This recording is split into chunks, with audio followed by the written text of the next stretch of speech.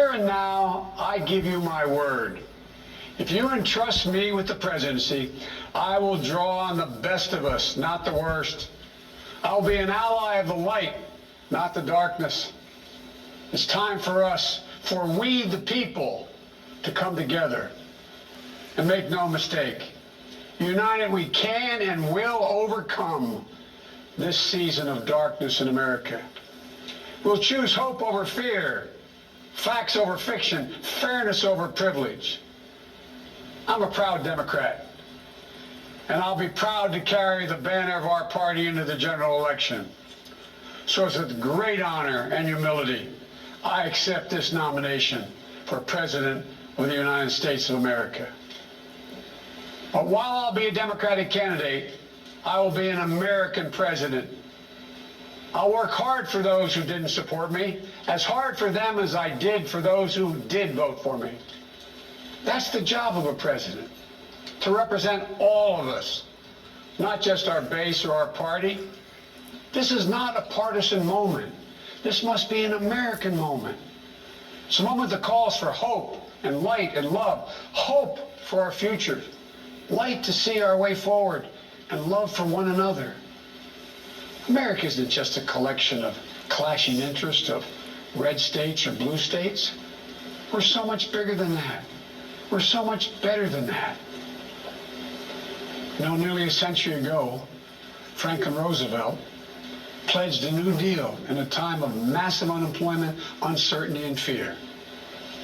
Stricken by a disease, stricken by a virus, FDR insisted that he would recover and prevail, and he believed America could as well. And he did, and we can as well.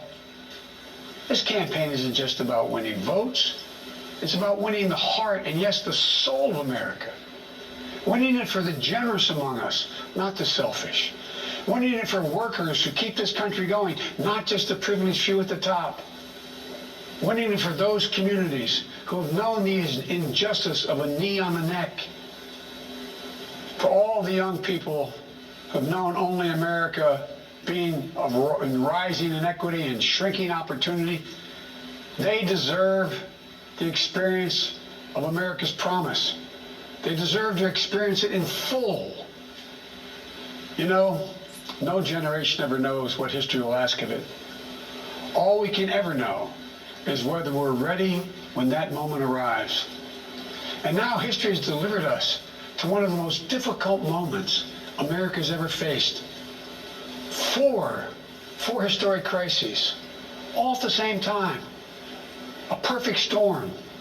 The worst pandemic in over 100 years. The worst economic crisis since the Great Depression. The most compelling call for racial justice since the 60s. And the undeniable realities and just the accelerating threats of climate change. So the question for us is simple. Are we ready? I believe we are. We must be. You know, all elections are important. But we know in our bones this one is more consequential.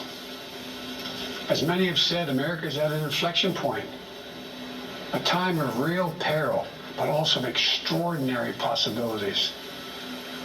We can choose a path of becoming angrier, less hopeful, more divided, a path of shadow and suspicion, or we can choose a different path and together take this chance to heal, to reform, to unite, a path of hope and light. This is a life-changing election. This will determine what America is going to look like for a long, long time. Character is on the ballot. Compassion is on the ballot. Decency, science, democracy, they're all on the ballot.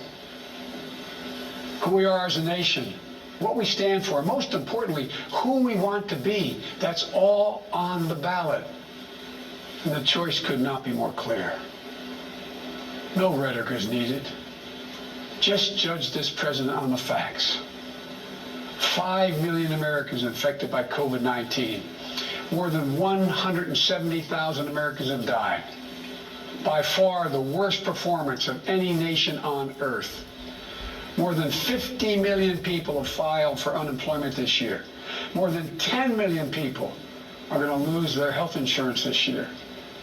Nearly 1 in 6 small businesses have closed this year. And this president, if he's reelected, you know what will happen. Cases and deaths will remain far too high. More mom and pop businesses will close their doors, and this time for good. Working families will struggle to get by. And yet the wealthiest 1% will get tens of billions of dollars in new tax breaks.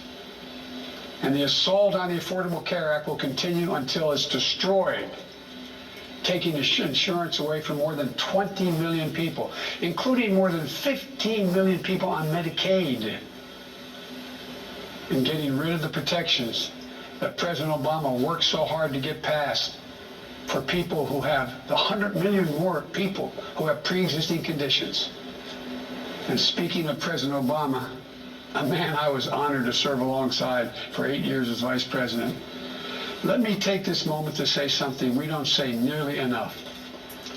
Thank you, Mr. President. You were a great president, a president our children could and did look up to. No one's going to say that about the current occupant of the White House. What we know about this president is if he's given 4 more years, he'll be what he's been for the last 4 years. The president takes no responsibility, refuses to lead, blames others, cozies up to dictators, and fans the flames of hate and division. He'll wake up every day believing the job is all about him, never about you. Is that the American you want for you, your family, your children? I see a different America, one that's generous and strong, selfless and humble. It's an America we can rebuild together. As president, the first step I will take will be to get control of the virus that has ruined so many lives. Because I understand something this president hasn't from the beginning. We will never get our economy back on track. We will never get our kids safely back in schools. We'll never have our lives back until we deal with this virus. The tragedy of where we are today is it didn't have to be this bad. Just look around. It's not this bad in Canada or Europe or Japan or almost anywhere else in the world. And the president keeps telling us the virus is going to disappear. He keeps waiting for a miracle. Well, I have news for him. No miracle is coming. We lead the world in confirmed cases. We lead the world in deaths. Our economy is in tatters, with Black, Latino, Asian American, Native American communities bearing the brunt of it. And after all this time, the president still does not have a plan. Well, I do. If I'm your president, on day 1, we'll implement the national strategy I've been laying out since March.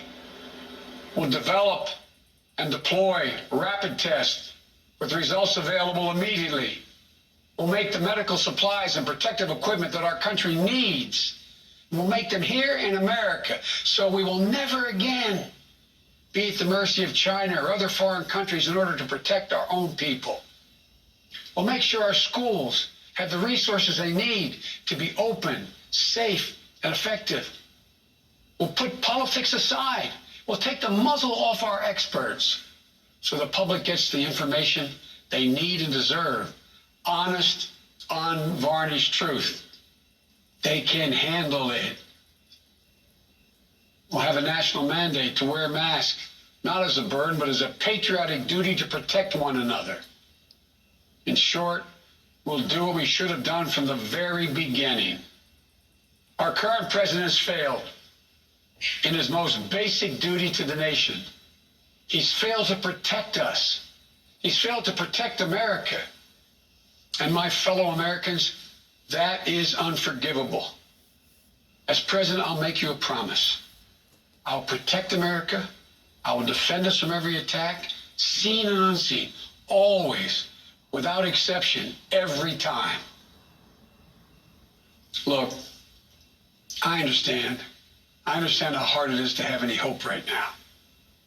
On this summer night, let me take a moment to speak to those of you who have lost the most. I have some idea how it feels to lose someone you love. I know that deep black hole that opens up in the middle of your chest and you feel like you're being sucked into it. I know how mean and cruel and unfair life can be sometimes. But I've learned two things. First, your loved one may have left this earth, but they'll never leave your heart. They'll always be with you. You'll always hear them. And second, I found the best way through pain and loss and grief is to find purpose. As God's children, each of us have a purpose in our lives. We have a great purpose as a nation to open the doors of opportunity to all Americans, to save our democracy, to be a light to the world once again, and finally to live up to and make real the words written in the sacred documents that founded this nation, that all men and women are created equal, endowed by their Creator with certain inalienable rights, among them life, liberty, and the pursuit of happiness. You know, my dad was an honorable, decent man. He got knocked down a few times pretty hard, but he always got back up. He worked hard, and he built a great middle-class life for our family. He used to say, Joey, I don't expect the government to solve my problems, but I sure in hell expect them to understand them. And then he'd say, Joey, a job is about a lot more than a paycheck. It's about your dignity. It's about respect. It's about your place in the community. It's about being able to look your kid in the eye and say, honey, it's going to be okay, and mean it. I've never forgotten those lessons. That's why my economic plan is all about jobs, dignity, respect, and community. Together we can and will rebuild our economy. And when we do, we'll not only build back, we'll build back better. With modern roads, bridges, highways, broadband, ports and airports as a new foundation for economic growth, with pipes to transport clean water to every community, with 5 million new manufacturing and technology jobs, so the future is made in America. With a healthcare system that lowers premiums, deductibles, drug prices, by building on the Affordable Care Act he's trying to rip away. With an education system that trains our people for the best jobs of the 21st century. There's not a single thing American workers can't do. And where cost doesn't prevent young people from going to college, and student debt doesn't crush them when they get out.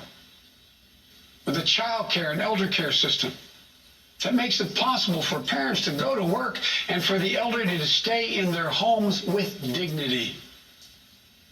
With an immigration system that powers our economy and reflects our values. And with newly empowered labor unions. They're the ones that built the middle class. With equal pay for women, with rising wages you could raise a child on, a family on. And yes, we're going to do more than praise our essential workers. We're finally going to pay them. Pay them. We can and we will deal with climate change. It's not only a crisis, it's an enormous opportunity. An opportunity for America to lead the world in clean energy and create millions of new, good-paying jobs in the process.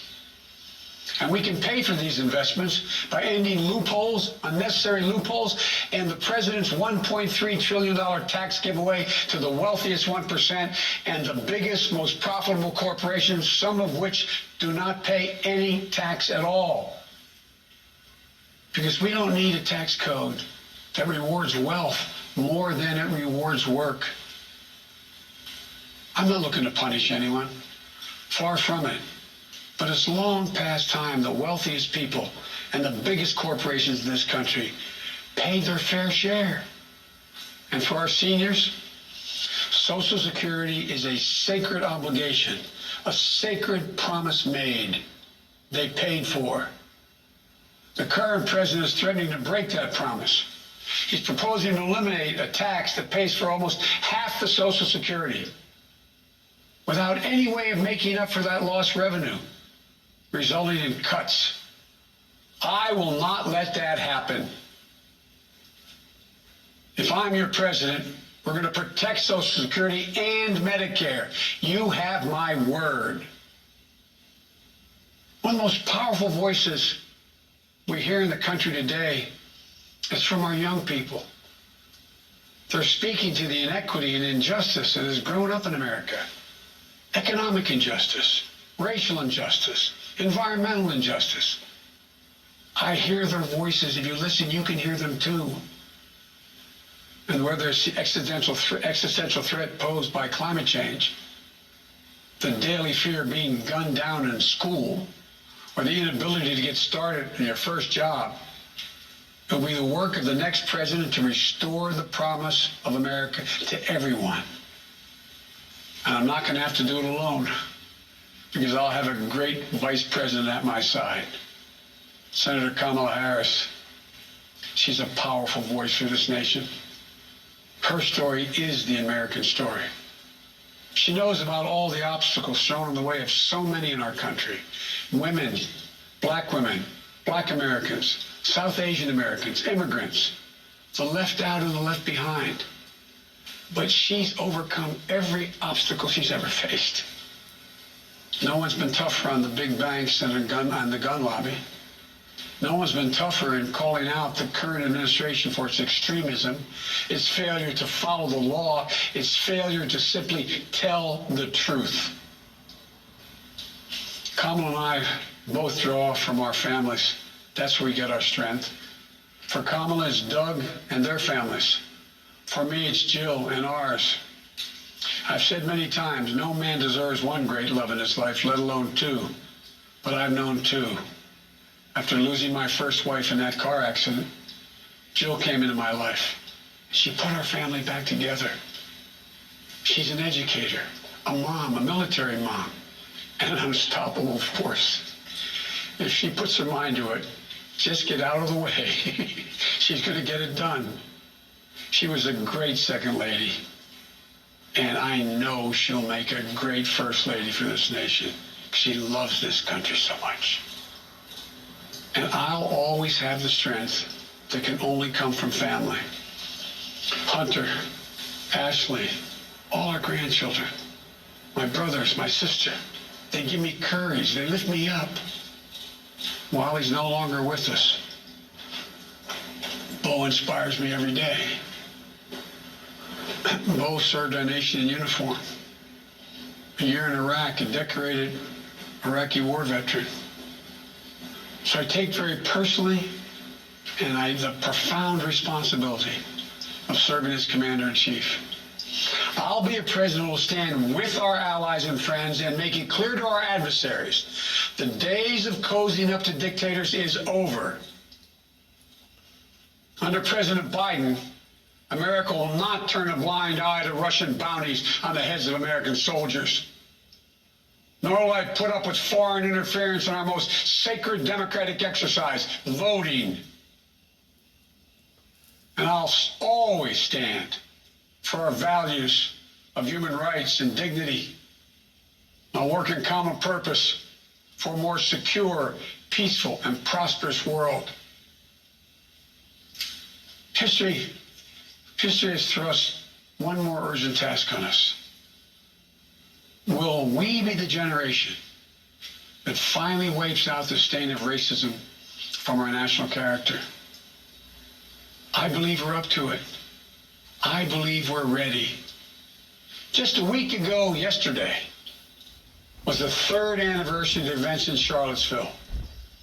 Close your eyes. Remember what you saw on television. Remember seeing those neo-Nazis and Klansmen and white supremacists coming out of fields with lighted torches, veins bulging, spewing the same anti-Semitic bile heard across Europe in the 30s. Remember the violent clash that ensued between those spreading hate and those with the courage to stand against it. And remember what the president said when asked? He said there were, quote, very fine people on both sides. It was a wake-up call for us as a country, and for me, a call to action. At that moment, I knew I'd have to run, because my father taught us that silence was complicity, and I can never remain silent or complicit. At the time, I said we're in the battle for the soul of this nation. And we are. You know, one of the most important conversations I've had this entire campaign, it was with someone who was much too young to vote. I met with 6-year-old Gianna Floyd the day before her daddy, George Floyd, was laid to rest. She's an incredibly brave little girl. And I'll never forget it. When I leaned down to speak to her, she looked in my eyes and she said, and I quote, "Daddy changed the world. Daddy changed the world." Her words burrowed deep into my heart. Maybe George Floyd's murder was a breaking point. Maybe John Lewis is passing the inspiration. But however it's come to be, however it's happened, America's ready, in John's words, to lay down, quote, the heavy burden of hate at last, and to end the hard work of rooting out our systemic racism. You know, American history tells us that it's been in our darkest moments that we've made our greatest progress, that we've found the light. In this dark moment, I believe we're poised to make great progress again, that we can find the light once more. You know, many people have heard me say this, but I've always believed you can define America in one word: possibilities. The defining feature of America: everything is possible. That in America, everyone, and I mean everyone, should be given an opportunity to go as far as their dreams and God-given ability will take them. We can never lose that. In times as challenging as these, I believe there's only one way forward. As a united America, united in our pursuit of a more perfect union, united in our dreams of a better future for us and for our children, united in our determination to make the coming years bright. Are you ready? I believe we are. This is a great nation. We're a good and decent people. For Lord's sake, this is the United States of America. And there's never been anything we've been able to accomplish when we've done it together.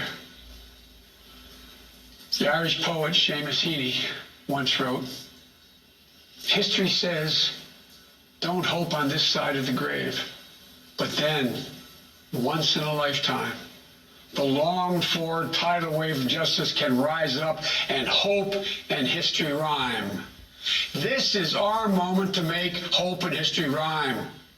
With passion and purpose, let us begin, you and I together, one nation, under God, united in our love for America, united in our love for each other.